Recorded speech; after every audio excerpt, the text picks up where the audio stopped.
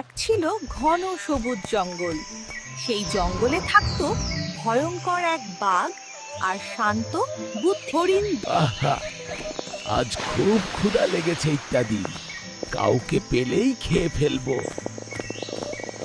বাঘটা ছিল খুব শক্তিশালী কিন্তু ভীষণ লোভী। ধরেছি তোকে, আজ তুই আমার খাবার। মহারাজ, 1 মিনিট শুনুন। আমাকে খেলে আপনার পেট ভরবে না। নদীর ধারে আছে আরো বড় হরিণ। সত্যি? তাহলে ওকে দেখাতে চল। হরিণ বুদ্ধি করে বাঘকে ফাঁদে ফেলল। হরিণ বাঘকে নিয়ে গেল নদীর ধারে। সত্যি? তাহলে ওকে দেখাতে চল।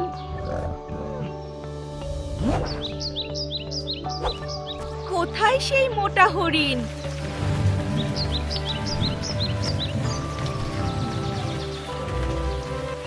আরেকটা বাঘ।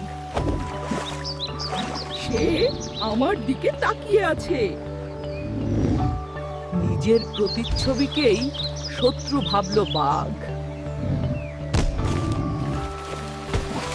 রাগে বাঘ নদীতে ঝাঁপ দিল।